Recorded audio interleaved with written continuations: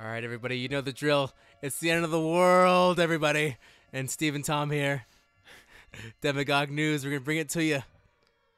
Hide your grandparents, lock your doors. Corona is coming in hot. And two old men are fighting for a seat that might not actually be important in the next coming weeks. Well, no seats are being filled in the room. Amen, my brother. The Democratic debate and coronavirus. Oh, man, what an insane week it has been. Nah, it's normal. This Chill. Run of the mill, Tom. What are you talking about? Nothing's wrong. Don't you dare say anything's wrong. No one's panicking. Everybody, don't panic. Nothing's wrong at all.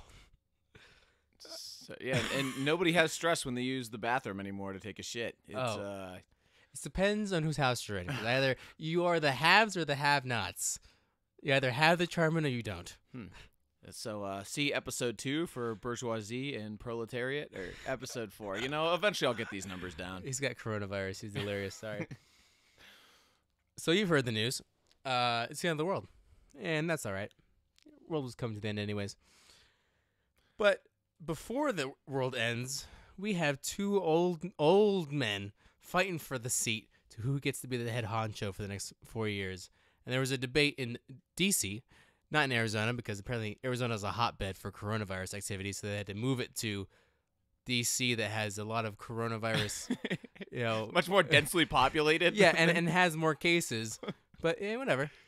Yeah, that's fine. And the two debaters are in that at-risk population. Think about that for a second here. Oh yeah, it's smart moves all around for sure. How'd you like the debate, Tom? It was better than I thought it was going to be. It was actually surprisingly decent. Yeah, definitely. Joe Biden, I don't know if Corona somehow reinvigorates him, but he actually showed signs of life. Oh, Joe Biden actually, when it came to being Sleepy Joe, he wasn't sleeping now. He was getting after it. And Biden, by far, took the cake on this debate. He was shooting from the hip. He was actually giving game plans. And unfortunately, Bernie did not come up to the table. Bernie wasn't even around. He was still, like, 3 weeks ago at the other debates trying to say the same 4 things everyone else was. Yeah, it was just every answer was, if we had Medicare for all. And then Joe Biden's like, hey, we can keep living in fantasy land, or we could say what we would do right now in the situation if we inherited it. Yeah, the futurisms. It's all about the futurisms. And every single question that the moderators, which were surprisingly not loaded questions this time around for anybody, just wanted simple questions to be answered. And there were simple answers. I mean, there were the obvious answers. What would you do to save the population? I do the thing that would save the population. Oh, good. That was what were you going to say? I'm not going to give out testing kits. I'm not going to help people with their mortgage. I'm not. What was the answer you would have? No. Can you imagine that? Like, somehow the strong will survive and they'll rise up and take this country to new heights. But we're not going to help you with anything, actually. The super capitalist types are coming out. Biden, he's a Republican now. He's super capitalist. Yeah, it was very surprising that Biden showed such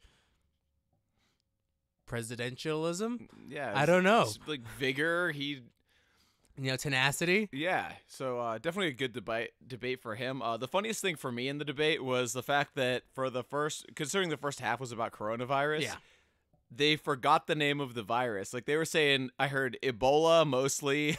Like, Bernie, his whole answer for one point was about how to deal with the Ebola virus. Well, Biden kept bringing up how well that, because Biden's done everything in the government ever, how well they did in the Ebola crisis, which was 2 people in Atlanta, right? A nurse in Atlanta. One in Akron. Yeah. Yeah, Ohio represent. 2 people. Which, if you don't know, Ebola is a very deadly disease, much deadlier than this coronavirus. Yeah, it's 50% fatality, I believe. Even more so. But it doesn't spread that easily. It's only by, blood-to-blood transmission. So not getting it's pretty easy compared to an aerosol transmission like coronavirus. But Bernie kept bringing it up. Biden kept bringing it up. And then Bernie started bringing it up. And then they got the two confused. More than once, Bernie would say, and the Ebola, the coronavirus, multiple times. Like, they kept forgetting what they're talking about. They're 2 old dudes. One definitely has Alzheimer's. The other one might be in the beginning steps. Nobody knows. Nobody knows anything that's going on. But surprisingly, even though they're two disabled men, they did. Biden did pretty well. You gotta give it to him. I mean, besides all the orange man bad. Oh yeah, but apparently Trump right now is doing absolutely. He's actually spreading the coronavirus. He's actually. Do you mean Trump virus? Yeah, is actually he's putting it on planes and spraying it on people or something because he's doing so bad. Yeah, actually, if anyone was to say like the strong will rise up after the virus, that's Trump. It would be it would be him. Goodness. So let's talk about him. Declared a state of emergency on Friday. Sounds like a good time to do it. You could argue that you would have done it earlier, but I can only imagine changing the full weight of the American government takes a little bit. Yeah, it does. It's not like he's a authoritarian dictator or anything that could just and make things happen. He's got to talk to people. No, and to Trump's credit, even though the official mandate was on Friday, he's been doing stuff before then. Like those parties, remember how he's included the private sector in on this, so it's a cooperation between government and private sector. Right. So he took the time to meet with, he did the travel bans back in February. Right, just stopping airline travel from infected countries and then basically every other country into the U.S. Yeah, two stances that I didn't hear Biden or Sanders espouse. Right. So there's that, which definitely cut down on how many Americans could have gotten it. He talked to pharma executives. He talked to retailers. On March 6th, he passed $8.3 billion in emergency spending. So it's not like this guy's just been sitting around tweeting, even though he has done a lot of that. $8.3 billion. The wall costs $5, I believe. Mm-hmm. So he's already spent that much in like a day. Yeah. So when they worry about how much this wall costs, like we already spent that in like 20 minutes. And we're going to be spending more, I'm sure, in the coming weeks with the economic downturn. We're going to be spending a lot of money.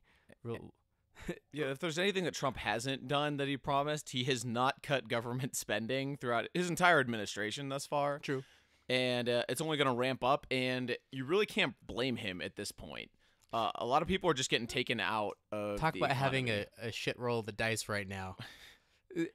I would relate this very much to Bush in 9/11, because he didn't run as a type of president that was going to kick ass and chew bubblegum. But then 9/11 happened, and he had to be that person. Yeah. And he went gray really fast. So if this really hits the fan, like I believe it's going to, you're just going to have to figure it out day by day. And just because that you are the president of the United States doesn't mean that, you have magical powers. Yeah. Yeah. What I didn't understand, I thought the most confusing thing they attacked him on, later on in the debate, they mentioned how the CDC was offering to sell the U.S. government masks and testing kits, and Trump said no. Are you talking about the World Health Organization? They specifically said the CDC. Okay. And I was really confused because who owns the CDC? Yeah, that's really confusing. It's a federally government. Like, what does that even mean? Yeah, with all things, this is Trump's fault. Obviously. Why wouldn't it be? It's obviously Trump's fault. Yeah, no matter what. And it is kind of like a gross partisanship of like a really trying issue. Super trying. I mean, even where we live in, about 20% of the entire population just lost their job in the I would last. say higher. You thinking more? Yeah, hospitality, service industry, It's all like 80% of all of Las Vegas. screeching halt. Ohio has already closed down all restaurants, gyms. Illinois, same deal. I would not be surprised if Nevada did the same tomorrow. Yeah, so it's not like we got much of an option here. Yeah, and with all of these people not out in the economy, not making an income, not spending, to keep that economy rolling. Yeah. So he's got a lot on. So the bill that the House passed it, 40 Republicans voted against it. The rest of the House voted for it. Yeah. So, what was the name of that? That was just done yesterday. It's called. I will have that name for you in 1 second. I think it's Yeah, HR. Yeah. H7, H1N1. Yeah, there you go. Yeah, Familiar. HR 6201 is the name of it. So it includes 2 weeks of paid sick leave for all Americans through their employer, extends unemployment benefits, free testing for coronavirus, and free treatment, up to 3 months of paid family leave, and then increased Medicaid funding and emergency food assistance for families with children who require free lunches and dinners. Apparently, $1 billion in food aid to vulnerable Americans. Oh, that's a lot. Yeah. So, however, what we talked about yesterday, though, is that when bills like this get passed in states of emergency, people try to sneak in a lot of other things under the same down bill. too, Tom. Ooh, that's let's get it. So, ironically enough, a lot of the mudslinging in this Democratic debate was about who signed what bill or who voted for what on immigration or abortion, and both of them mentioned other things in bills. And that's one of the dastardly things that I don't know if people understand about the latest system, is that just because the idea of the bill is like Help Americans, the Help Americans bill. Let's call it the Help Americans. Who doesn't want to help Americans? We're all Americans. Help your neighbor sounds great. That's great. But put my John Hancock on it. Why not? Sounds like a plan, Stan. These politicians, especially in a time of crisis like right now, will insert riders. It's a technical name for it, or additional things to be put on the bill. I think Nancy Pelosi was trying to push like a portion that would amend Roe v. Wade. That, as well as making a lot of the provisions permanent. So for the 2 weeks extended, sick leave, that would be permanent. It wouldn't just last for the coronavirus pandemic. That wasn't part of the deal. Exactly. But now that these Republicans have opposed the Help Americans bill, what pieces of shit? You don't want to help Americans? What fascists? You know what? They're right. Yeah, it's almost like political suicide, because now people without jobs, they see like, oh yeah, your congressman, he voted against the Help Americans bill. It's like, wait, I'm an American, I need help. Yeah, and the real reality is that things that would be impossible to pass through were inside those. And this is the weird political parlay that they play. And this has been going on ever since there were bills to pass. Yeah, like 9/11 is a prime example of things that got passed through that never would have been able to otherwise. Like the U.S. Patriot Act, nobody read it, and they all voted for it. Tom, are you saying you're not a patriot? Yeah, exactly. Of course, you're a patriot. Especially when the U.S.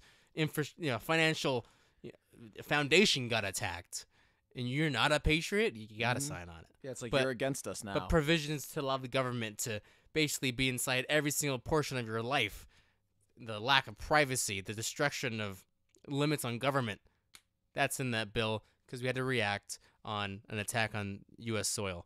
Well, yes, but also no. Yeah, and kind of a carryover from that, interestingly enough, that in this bill originally it was Senators Rand Paul of Kentucky and Mike Lee of Utah. There were certain provisions in Section 215 of the USA Freedom Act that were expiring, some of which including like law enforcement being able to track all of your devices. That was going to expire, and they were going to be renewed in this H2 6201. Interesting. Yeah, sneaky. It was going to sunset like this year or next year. Yeah, going to re-up it. Actually, this coming week, I think, was when it was going to expire. And people just decided to slip it in there like, oh, yeah, and we'd like to renew these, please and thank you. Real clever. Real clever. Yeah, so these are what politicians are playing with. And Biden and Bernie both espoused that in the debate about why they could or couldn't, because they were both smacking on each other hard on this debate, trying to pull answers out of each other, things that they're not going to try to admit. And interestingly enough, Biden and Bernie both admitted and promised that one of the first promises that they're making right now is that they will both have a female vice president. Which is an interesting... kind of irrelevant. Yeah. I mean, nothing against female vice presidents, but wouldn't a qualified vice president be... They're both very old men. Like, whoever's the VP, should they get elected, is actually very important.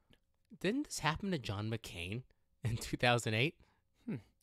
Exactly what happened. You're kind of right. And Sarah Palin wasn't popular on the media and shot things down because John McCain is too old. He's too old to be president. Well, what are the options now? You got an orange man who's 77 years old. You got He's a 74, socialist. thank you. He's a young, vibrant man. You got a socialist who is 78. Yep, 78. And Biden, this boring, always never left politics since he was 28 years old, is 77. They're all fucking old. They're older than dirt. So whoever they're going to choose, this female person, Elizabeth Warren, is going to be very instrumental in what could be the successor of the presidency. And I'm saying, again, going back onto what I originally said before the Nevada caucus, Biden nominee, Kamala Harris VP. You think? Yeah, you still think Kamala Harris? Yeah, I still think he's going to do it. Well, I agree on your previous idea of Elizabeth Warren hanging some delegates. Oh, yeah, she's going to dangle those in front of Bernie. To try and get, some leeway and, or vice presidency, which I think is very accurate. Other things that they really brought up in was a lot of talk about immigration. Mm-hmm. And especially now when travel, especially right now, is especially reduced. Allowing illegal immigrants, undocumented people, can't call them illegal aliens. It's not illegal, it's undocumented. It's come to the country.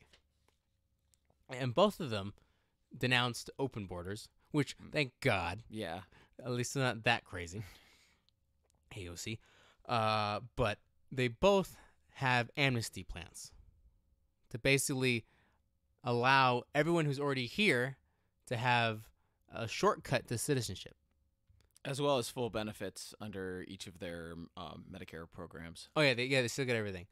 And the one thing that they never ever point out, and one of the what's the name? The presenters? The moderators. Moderators, that's what it is from Univision. Mm-hmm. Latina woman.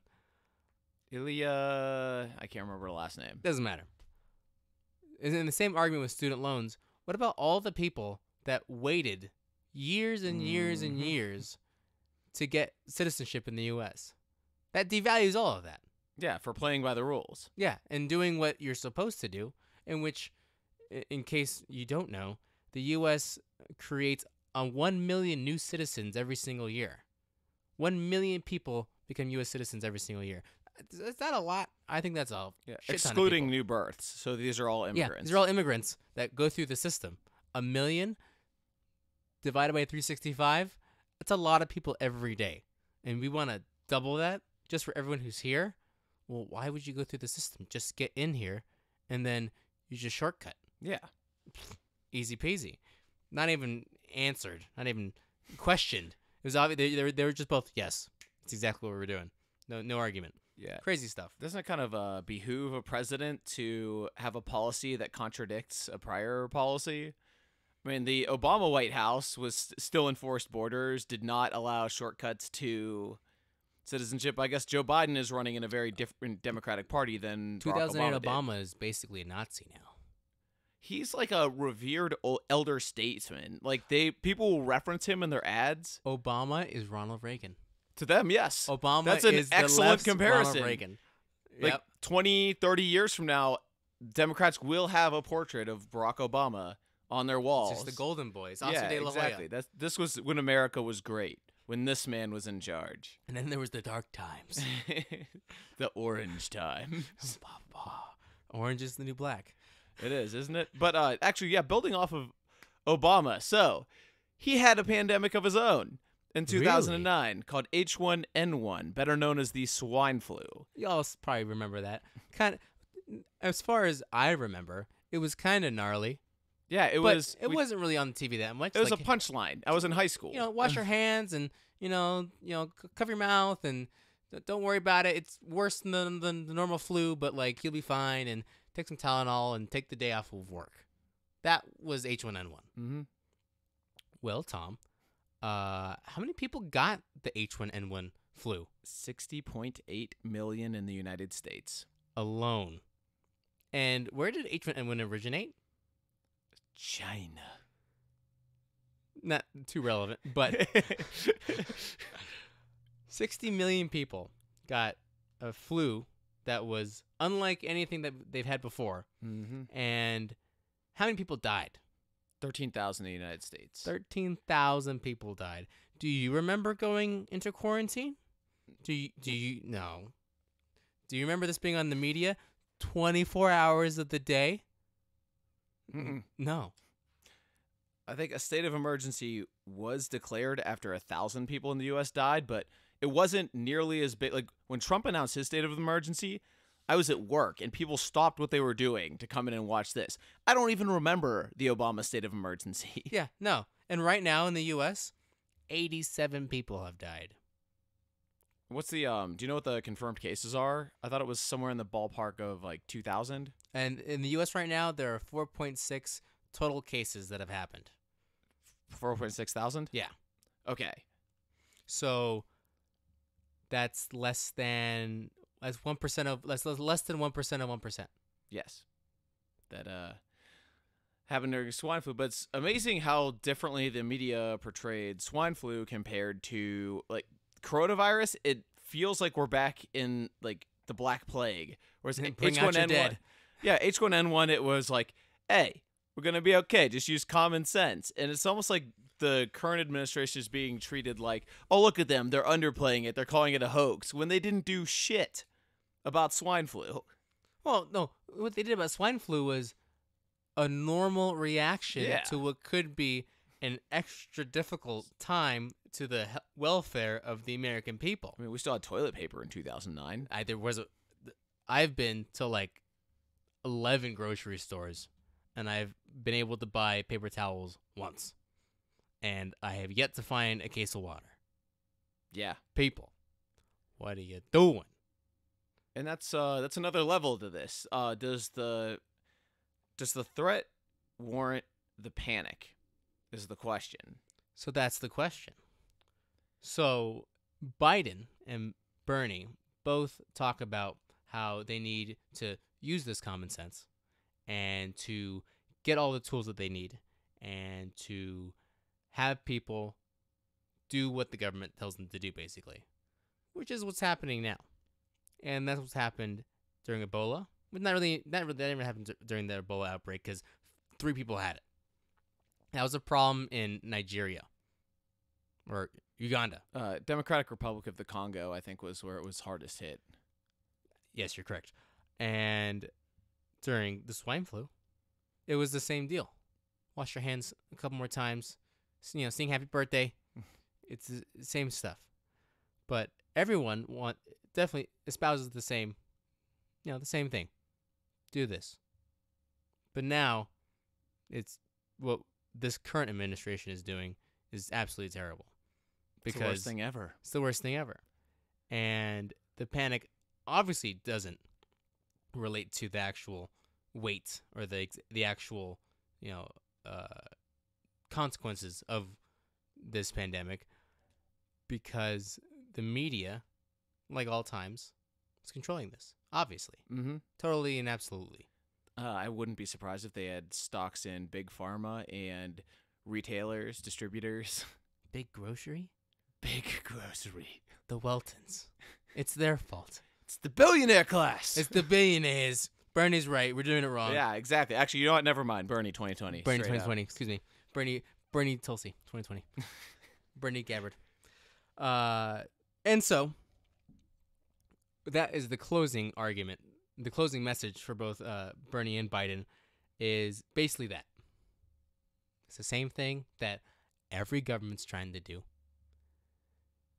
One of my friends is in Spain right now. They're in quarantine. They're keeping social distances. China's went a little overboard, but hey, guess what? China has had very few new cases in the last week. Yeah, a lot of the hospitals are closing down because they just don't have enough cases to fill the hospitals. Right. Wow. Look at that working. Yeah, China's actually starting to pick up momentum now. So just do what we got to do. Yeah. If everybody social distances and holds out for the next couple of weeks, I would say 3 weeks, we would definitely blunt the peak so that there's definitely going to be hospital beds for all of us in case you do need to be hospitalized. Right. And then we ride it out. Those are my favorite answers.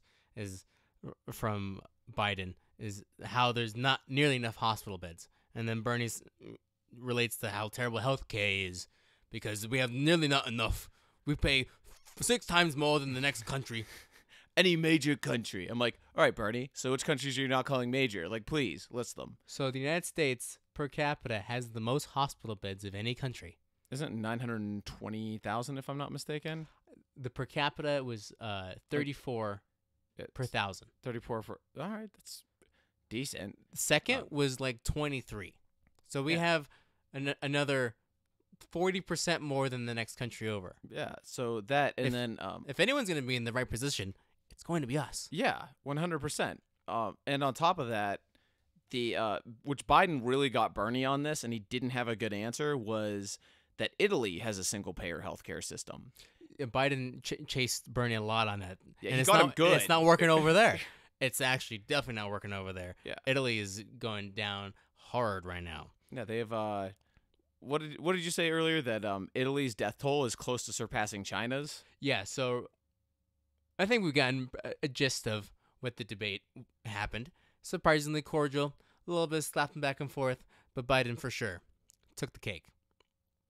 But if we go deeper into the coronavirus, right now, China has had 80,000 total cases.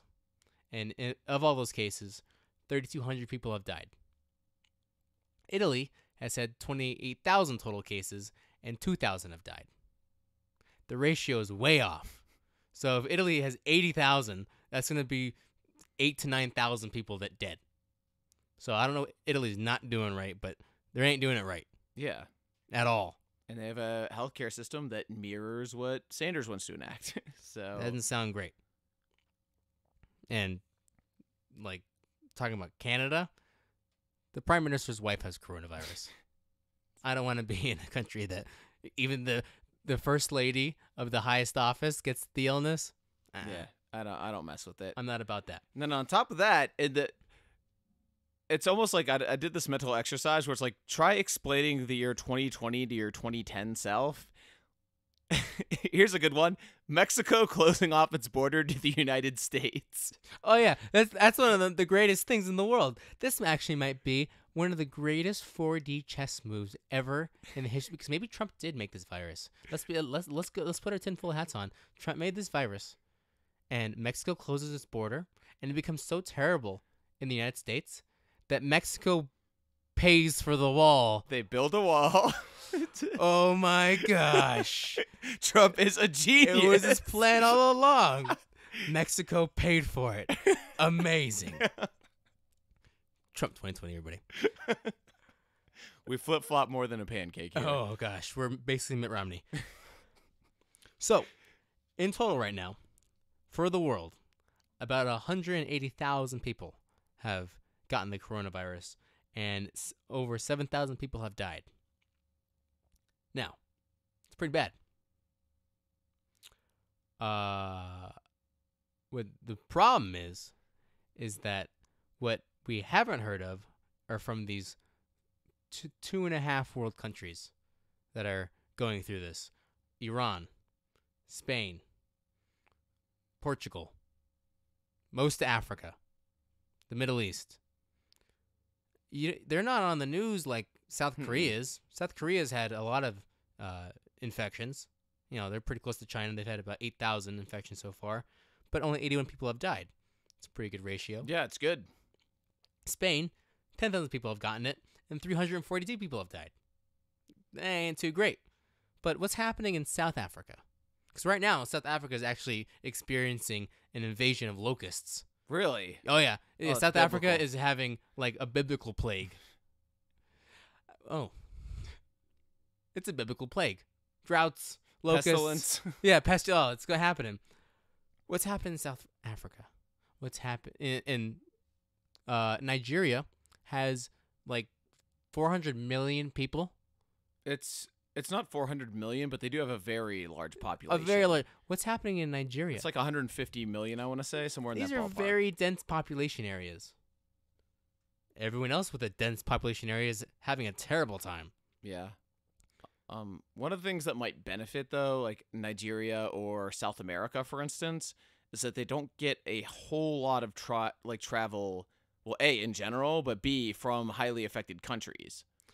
My only argument would be that because of Trump pulling manufacturing out of overseas countries, China has been investing a lot, especially into Mexico and into Africa.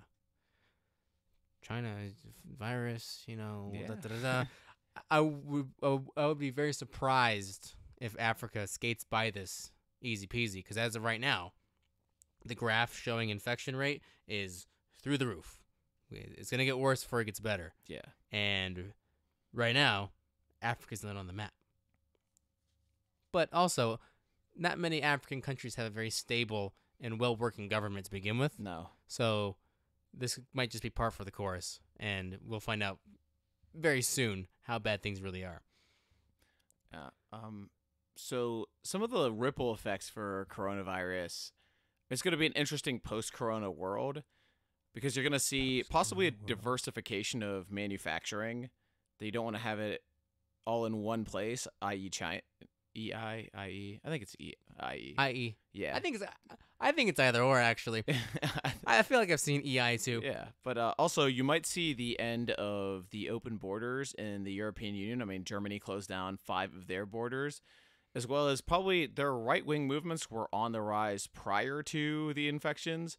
What political studies show is that areas with a recent outbreak happen to be more anti-immigration and more right-wing. That is a good point. The Schengen area of Europe, where you can just go through all of the countries. Mhm. Well, there's no actual way to stop people. Yep. Yeah, or check people, or take their temperature. Yeah, that's a good point. Because France is having, and Germany have about the same amount of infections, and I can imagine that there's a lot of spillover. Mm-hmm. I think one of the most interesting areas is that the Diamond Princess cruise ship, which has been in the news for a little bit, Yeah. started at 21 infections. Now, currently, about 700 people that have been on that cruise ship have gotten the virus. That's wildly unsurprising. Crazy. I mean, do you want to? Are we even allowed to reference other podcasts on here? I mean, yes. I'll give a fuck. Screw it. Yeah. So on the Rogan, we've both watched the Michael Osterholm interview, which, for those of you who haven't watched it, You need to listen to it. It's amazing. What's his? What's the best word to describe his profession? He's like a germ detective almost. Germ detective. He's a university professor of infectious diseases. Yeah, that's it. And as far as anyone could tell, he's been in the game forever. He's written 101 medical journals, of which I've read a couple. Smart guy. I think he runs the lab, so he's the head administrator. And what he spoke was a little apocryphal. Not a lot of good things came out of his mouth, unfortunately. In his words, it's gonna get worse before it gets better. And I think that's where we probably both suggest that maybe they're not overreacting, Yeah, I mean, it's better to be safe than sorry. but panic buying isn't the option. Because the one thing that's not going to stop is farmers are still going to farm, truckers are still going to truck, and Procter & Gamble is still going to make toilet paper. That's not going anywhere. And I think that an obvious point of how this is not going to be the end of the world is that in 1917, at the end of World War I, the greatest war, the war to end all wars, where millions of people died, the influenza virus, the original flu, started coming into a massive bloom, and approximately 30 to 100 million people died. Worldwide. That's a lot more than we're going to expect here in the coronavirus. That is a double-digit percentage of the world population died. And we're still here. In fact, it was so boring, we decided to do the war again 30 years later. It's going to be all right, people. It's gonna be all good. I'm gonna motion my hand to a nice sunset. It's gonna be fine. Yeah, I mean, things will get tough at some point. A scarcity mindset that a lot of people have. And but unfortunately, people will die. yeah, That's not an if. It's a going to. It's a unfortunate casualty of the fact that we're going through what you can call a plague. mm-hmm. It is what it is. But the reliability of what we could say, the foundations of governments, not just our government or our type of government, but governments, will still be here. It's not going to be Mad Max. We don't get to wear the leather and the mohawks and the goggles and the Firebird. It's not going to happen. It might be shitty. Maybe most Americans that don't understand will have to feel want. Maybe that might be a good thing. Yeah. To understand real scarcity with our first world problems. Oh no, there's not enough water at the closest Albertsons. Yeah. The tap still works. And the utility companies aren't going out of business. The water in your tap will be able to work, unless you're in Flint, Michigan. But it's gonna be fine. It's gonna be chill. Yeah, we will get through it. If you're listening to this, you definitely have ancestors who survived much worse epidemics. So you have survivor blood flowing through your veins. You've got this. You avoided smallpox, yellow fever, Black plague. Oh, and you made it. You're in the greatest time that's ever been. Yeah, and we've had really good lives up to this point. And now that we're experiencing a little bit of like the strain, A minor hiccup yeah, in the scheme of things. yeah. So stay inside, listen to Demagogue News. Well, people in San Francisco actually don't even have an option to do that. Wait, really? Yeah, in San Francisco, officially, as of today, has been put, quote-unquote, under lockdown, I believe, for the next 8 weeks. Oh, boy.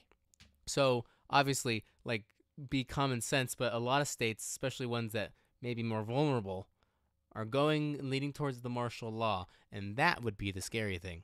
Mm-hmm. Martial law would be the one where we talk about losing your rights from emergencies. That's some scary stuff. In Champaign, Illinois, their mayor declared a state of emergency, or city of emergency, has outlawed the sale of firearms and ammo. Ooh. That's a little weird. Yeah, it is a little weird. We're going through some tough times, everybody. It's not actually the end of the world. It's just kind of more shit than yesterday. And that overreaction is a little scary. A little spooky. Talking about the globalists. Some interesting stuff. But I think that kind of wraps things up for what we got over here. Mm-hmm. So, guess to sum it up, watch out for Biden. He apparently has a pulse again. He's got a mean left hook right now. And also, keep your left hooks to yourself. No more handshakes. Wash your hands. Wipe your ass. And keep on keeping on. It's going to be all right. Thank you, everybody, for listening. Ignore my stutters. Tom? Yeah. This is Demagogue News signing out.